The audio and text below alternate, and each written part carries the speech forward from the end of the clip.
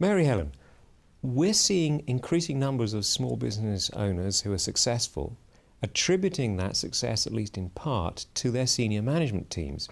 Are there some general lessons here for ambitious owner-managers? Definitely some lessons here, David. First, let's get the terminology right. There is a difference between a team and a group.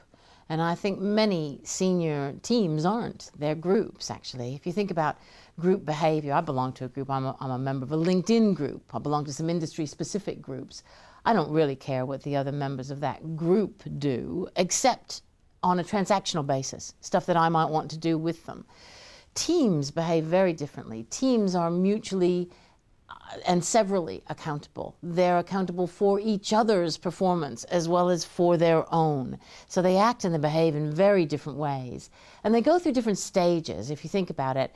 Early stage, teams aren't really teams, they are groups, and they're doing what's called forming. And that's where we're polite, we're a bit guarded, we're a bit watchful. We don't necessarily say what's on our minds because we don't know what the consequences or the reactions might be.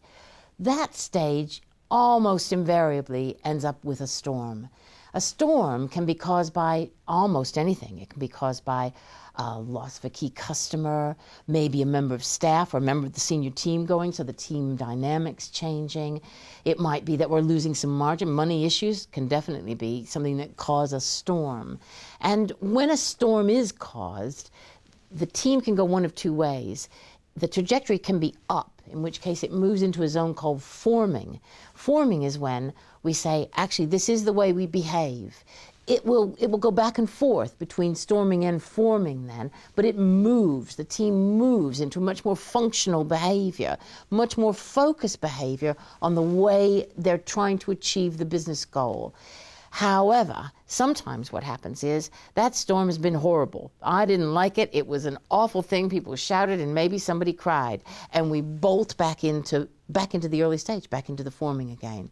So if we can get through the storms and get into the norming, what can happen then, particularly if the owner-manager can work through this in terms of his or her own leadership, you can get into a high-performance team. High-performance teams that are focused on mutually achievable business goals.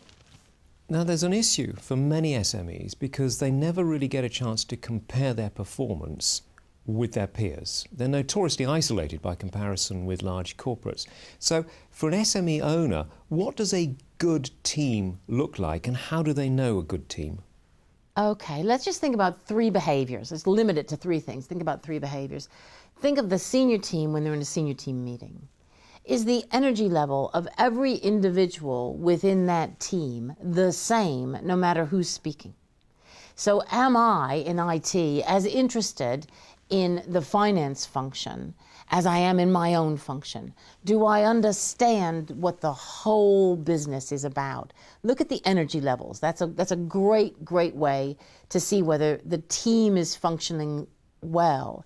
There's also something, number two is probably the thing about challenge, that you need robust debate. You need eyeball-to-eyeball challenge where I disagree absolutely fundamentally with something which is going on in the room. I fight my corner with passion and verve, and if the decision goes against my view, I agree with the consensus. I agree to go with what the teams agreed to do.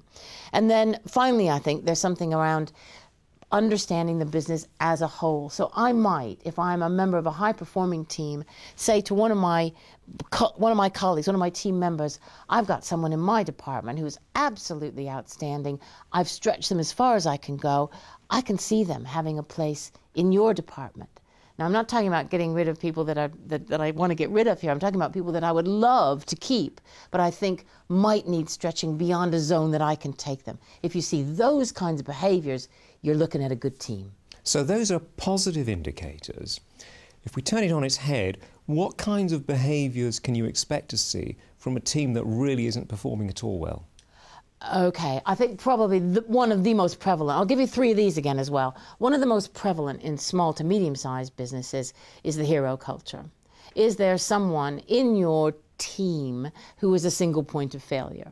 Is it the sales guy that brings in a disproportionate amount of sales, who's also the sales director?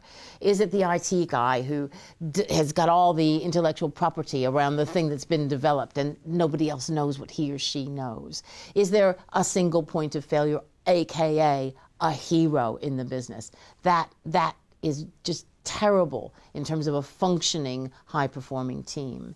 I think another thing that shows you whether or not the team is working well, or if it's not working well, is do you have the hero and then the victim of the month?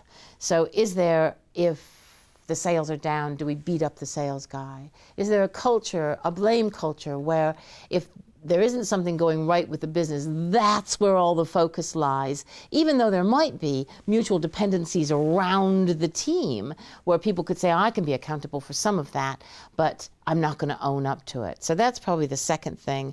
And then is there this sense of here we go again? Do you sit in senior team meetings and sit back and think, you know, we have been around this block before. I've heard this issue. I've heard it too many times. Why isn't it resolved once and for all? Are we on some kind of dysfunctional loop? So we've got a line of sight now about positive behaviours and negative behaviours. Let's think a little about the composition of the team and whether you've got the right people.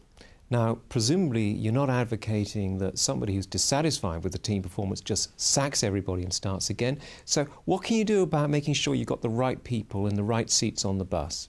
Well, you're right. The composition of the team is really important. And certainly the people that start off in the senior team aren't necessarily at startup stage the people that are going to take it through to final growth stage. And you need to look at their competencies, but you also need to look at their behaviors. So thinking about where they best perform. We use a tool on the business growth program called Belbin. Belbin doesn't do individual psychometric profiling, but it does look at individuals and assesses the way they perform in a team environment. So it looks at whether their preference is to work through people. It looks at whether their preference is to work through action or whether their preference is to work through thought. And if you do, I mean, there are many others, but Belbin's a very useful one specifically designed for teams. If you profile your senior managers against a Belbin profile, you can see where you might have overabundance of one personality type and a lack in another quarter. And if that's the case, that might lead you, when you're next doing hiring, when you're next promoting into that team, to think, do we need someone to actually fill some of the areas that we might have gaps in? So Belbin's a very, very good tool. Thank you. Some great advice there for ambitious owner-managers. Thank you very much, Marihelen.